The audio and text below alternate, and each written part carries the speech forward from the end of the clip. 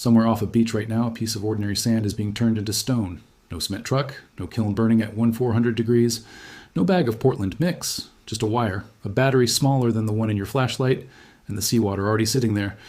Run 2 to 4 volts through it, less power than a household light bulb pulls, and in minutes, the loose grains fuse into something dense enough to stand on.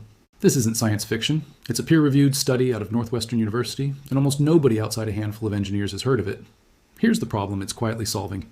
Every year, coastal communities pour billions of dollars into seawalls, cement injections, and rock barriers to keep the ocean from eating their shoreline. And every year, a lot of that money washes away with the next storm surge. Concrete barriers crack. They leach chemicals into the water. They're expensive to build and even more expensive to replace once the sand beneath them gives out. Meanwhile, cement itself, the thing we lean on to solve this, is one of the dirtiest materials on the planet to produce. You can't make it without cooking limestone at extreme heat, and that process releases carbon dioxide as a basic, unavoidable part of the chemistry. There's no clean version of traditional cement. It's baked into the reaction itself. So here's the part that doesn't get talked about enough. There's a way to build something just as solid, using nothing but electricity and the minerals already dissolved in seawater. No mining, no kiln, no proprietary chemical blend you have to buy from a supplier. The ocean is already carrying everything needed to make solid stone. It's just been sitting there, unused, because nobody thought to ask the right question until an architect looked at a coral reef and wondered how it built itself. That architect was Wolf Hilberts, a German-born designer working in the 1970s, who became fixated on a single idea. A coral reef is harder than most poured concrete. It survives in brutal saltwater conditions, repairs itself when damaged, and gets stronger with age, and it does all of that using nothing but seawater and a trickle of electricity generated by the organisms living in it. Hilberts wanted to know if you could skip the biology and just replicate the chemistry directly. In the mid-1970s, he ran electrodes into seawater off the Texas coast, hooked them to a low-voltage current, and waited. Dissolved minerals in the water, mostly calcium carbonate and magnesium compounds, began depositing onto the negatively charged electrode, layer after layer, until it had built a solid, load-bearing mineral structure out of nothing but water and current. He called it mineral accretion. Today, it's better known by the brand name BioRock. He patented the process in the early 1980s, and by the time he died in 2007, more than 500 BioRock reef structures had been built in dozens of countries, some of them still growing and hosting marine life today, including a well-known restoration project off Bali that's been standing for more than 2 decades. Hilberts' work stayed mostly in the world of reef restoration and marine conservation. It didn't move the needle in mainstream construction, not because anyone hit it, but because it was slow, small-scale, and nobody had rigorously tested how far it could go as a structural building method.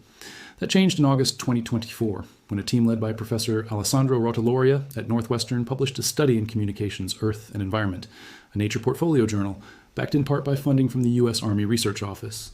His team, including first author Andoni Landivar-Macias and mineralogist Stephen Jacobson, took ordinary marine sand, saturated it with seawater, and ran a mild current through it using simple electrodes. Within minutes, loose sand fused into a dense, cohesive solid. Here's why it actually works, and it's simpler than it sounds.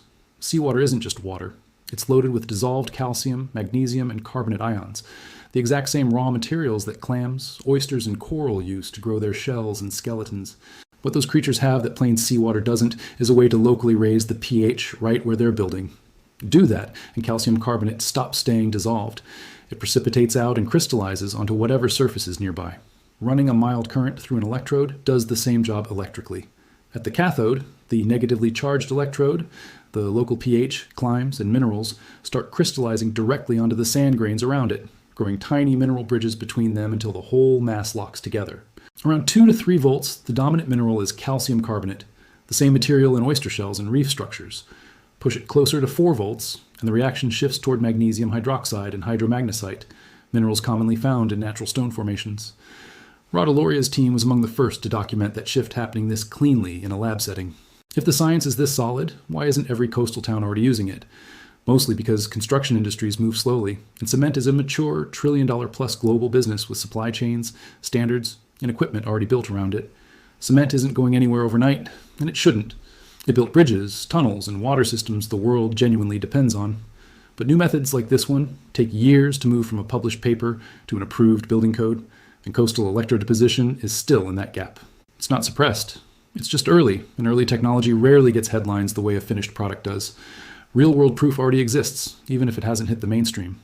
Hilbert's biorock reefs in places like Pemuterin, Bali have survived storms, grown denser over time, and become havens for marine life, all built for a fraction of the cost of a conventional seawall section.